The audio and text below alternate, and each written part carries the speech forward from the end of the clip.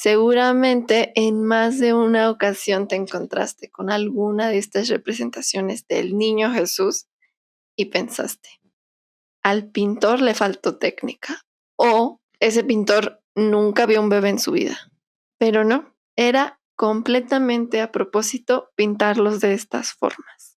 Soy Lore, historiadora del arte, y en esta ocasión vamos a platicar un poco sobre el Trecento. En este segundo episodio nos enfocaremos en los artistas que empezaron a revolucionar este otoño de la Edad Media. Vamos a ver quiénes dieron estos primeros pasos artísticos hacia la reformación de la expresión humana, que más adelante vamos a conocer como Renacimiento. Recordemos que el Renacimiento se divide historiográficamente en 3 siglos: el Trecento, el Quattrocento y el Cinquecento. Ahora sí, con esto ya claro, nuestro primer artista del Trecento es Cimabue. Él nació en Florencia en el año 1240 y era pues un pintor ítalo-bizantino. Durante la Edad Media, el género o el estilo que predominaba en Italia era precisamente el bizantino,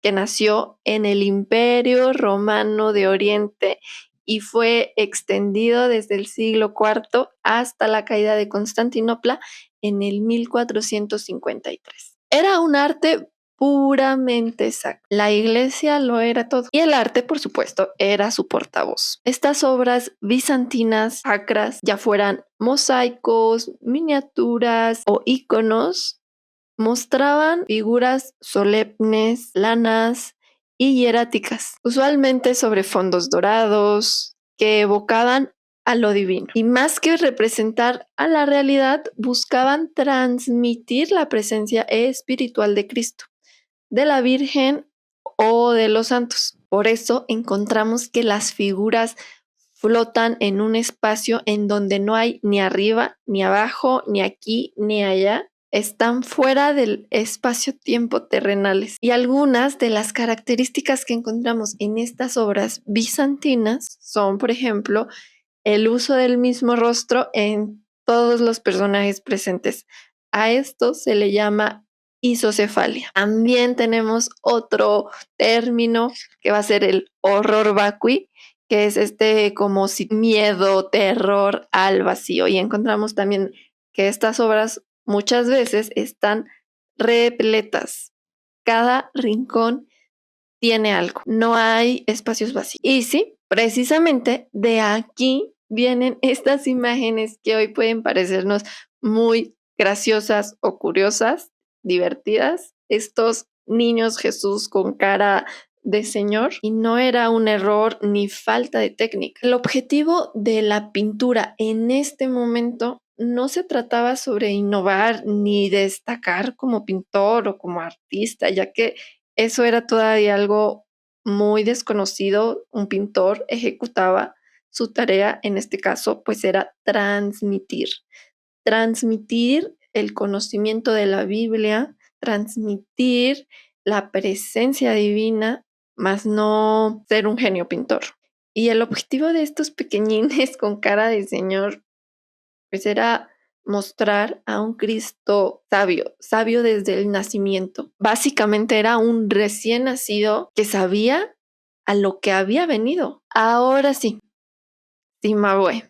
Cimabue es considerado el último bizantino, pero ya en sus obras podemos ver algunos cambios que auguraban lo que se vendría. Cimabue introdujo elementos del gótico a su estilo bizantino. Recordemos, el gótico fue este movimiento que se originó en Francia y que floreció sobre todo en la arquitectura, en la escultura, también en la pintura, especialmente en la miniatura. La miniatura es esta pintura que encontramos en los libros de texto. Recordemos, pues en ese entonces todo se hacía a mano y la pintura pues se le conoce así como miniatura. También en algunos retablos, y pues este movimiento se extendió, se desarrolló con gran fuerza, sobre todo pues en el norte de Europa. Mientras que en Italia,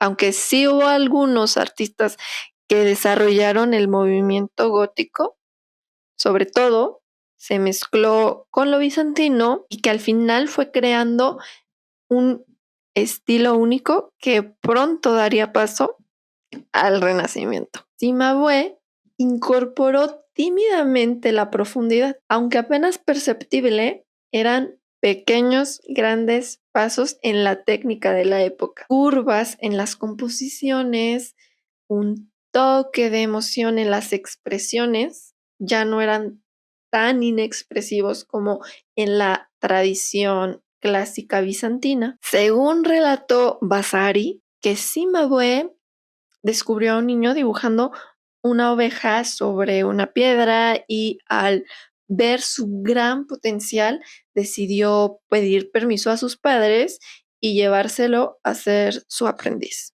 Y ese pequeñín al que nadie quería creció y se convirtió en... Giotto di Bondone, pintor más revolucionario de su tiempo, reconocido como el último pintor de la Edad Media y precursor del Renacimiento. Su historia está llena de relatos. Cuando se supuestamente dibujó una mosca en una pintura y Cimabue queriendo espantarla, pues no podía y ya hasta que se da cuenta, ¿no? De que es una mosca pintada. También está la de cuando el Papa Bonifacio VIII pues dice, bueno, a ver, es que este señor sí es tan bueno como dicen, y sí, para que lo traigan, ¿no? Entonces mandó a alguien para que Giotto pintara algo para el Papa, y lo único que hizo Giotto fue dibujar un círculo perfecto a mano alzada, y el Papa, pues sí dijo, sí, sí, ya estoy convencido de que es un gran pintor. Quizás algunos o todos estos mitos sean solo un cuento, sean solo un mito, pero lo cierto es que Giotto fue el primer artista en Occidente, artista como el gran genio creador y que con ello pues fue reconocido como tal y celebrado como tal en vida. Antes de él, el pintor era visto solo como un ejecutor de oficio. Con Giotto nació esta figura del artista con nombre, firma y fama. Pero, ¿qué fue lo que hacía a su obra tan especial y a su genio algo revolucionario? Pues ahora vemos con sus obras escenas más complejas, personajes expresivos, dimensiones espaciales, arquitectura, colores, textura, incluso emoción y narración. Lo que antes solían ser figuras solemnes y estáticas, ahora se transforman en cuerpos que parecen moverse, en miradas que se cruzan, en gestos que transmiten dolor, ternura o alegría. Giotto puso a las personas en el centro de la historia. Ya no solo son símbolos de lo divino, son seres humanos viviendo un trama en la que podríamos reconocernos. Sí, con Cimabue vimos un atisbo de profundidad, con Giotto aparece un escenario más tangible, con principios de perspectiva y la representación arquitectónica cobra un protagonismo importante. Los cuerpos representan ya un estudio anatómico y las telas, textura, peso y movimiento. Todo esto lo convirtió en el primer narrador visual de la pintura occidental. Su fama lo llevó por gran parte de lo que aún no era Italia. Y encontramos sus obras en iglesias como la de Santa María Novella, en la Santa Croce de Florencia, además también en la Galería Uffizi y el Bargello, donde incluso se conserva un fresco donde presuntamente retrató a Dante Alighieri. Todas estas en Florencia. Pero su obra maestra, sin duda, la encontramos en Padua, en la capilla de los Scrovegni. Ahí pintó escenas que parecen cobrar vida, como la expulsión de los mercaderes del templo. Jesús con un látigo en mano que parece lanzar puñetazos, pero si miramos con cuidado tiene un látigo, tal cual se narra en la Biblia.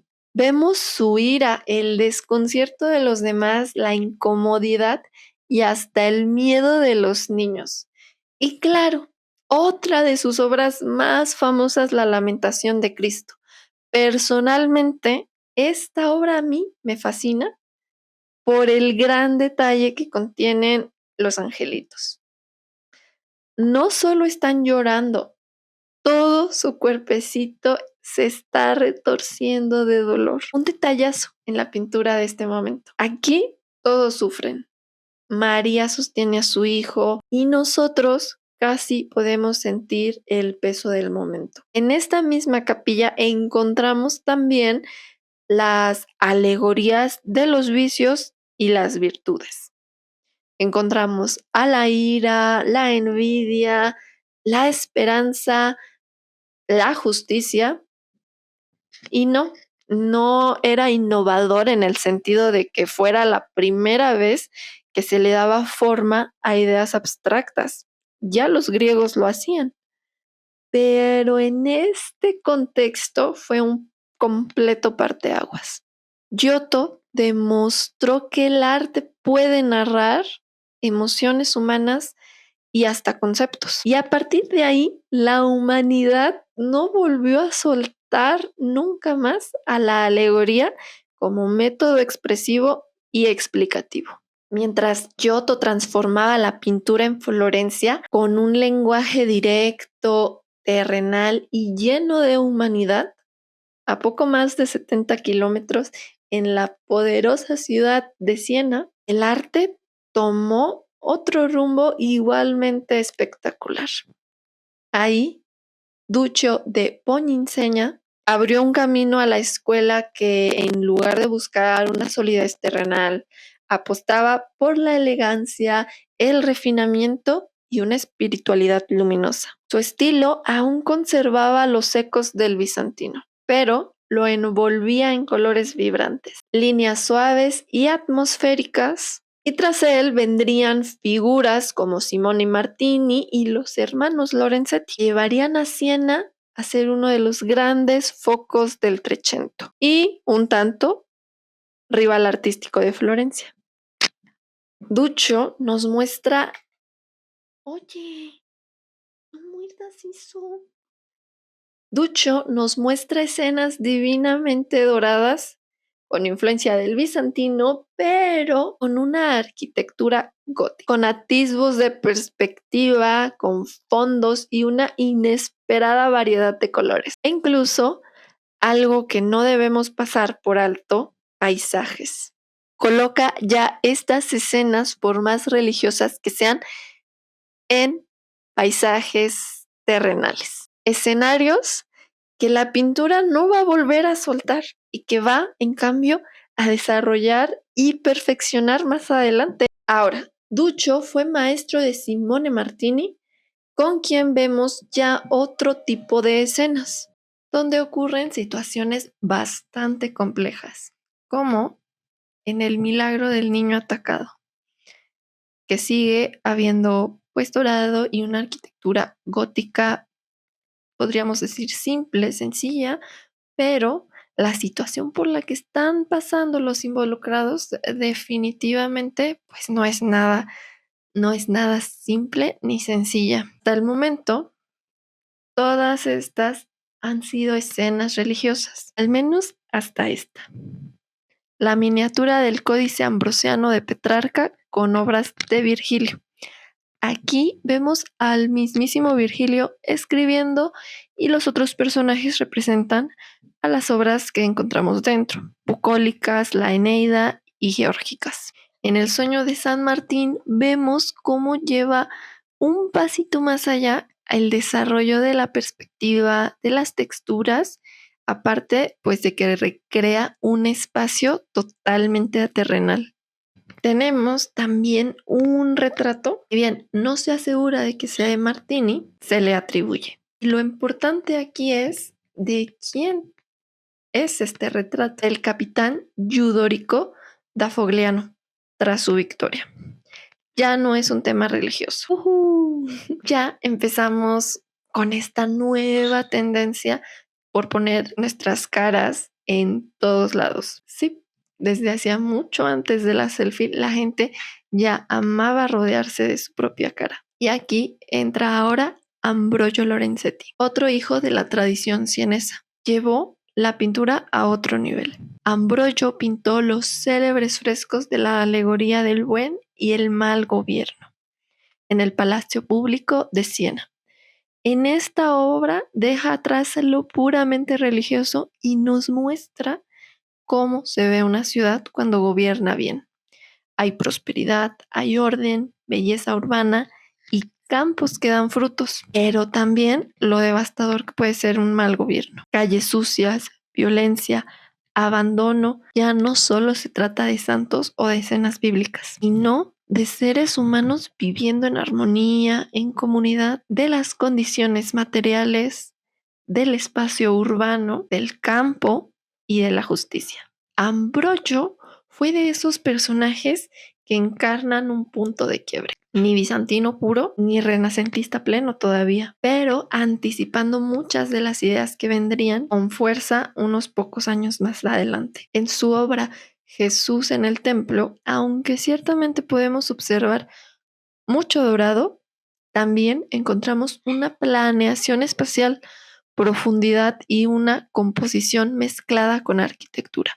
Incluso la representación de los techos a modo de Giotto, con cielos estrellados, algo muy de finales del medioevo. En esta imagen también tenemos los detalles de las texturas en telas que empieza a ser cada vez más y más pulida, como un concurso de ver a quién le sale mejor. Algo que va a llegar a su clímax hasta ya el barroco, que también por acá les dejo el link en donde hacemos la apertura a este movimiento del barroco. En este siglo, en el Trecento, nació el inicio de la perspectiva, la obsesión por la técnica, por ese buscar darle vida a la pintura, esa búsqueda por la belleza en el equilibrio, y también fue el inicio que otorgó ese poder a las imágenes para hablar de política y de sociedad, ya no solo de religión con objetivo teológico, elementos y narrativas que siglos después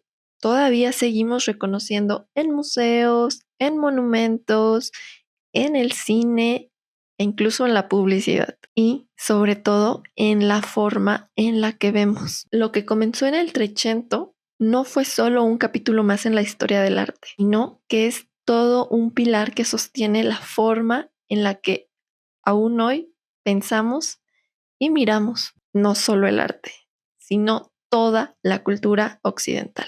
Y como siempre, espero verles en los comentarios y les mando un fuerte, fuerte, fuerte abrazo.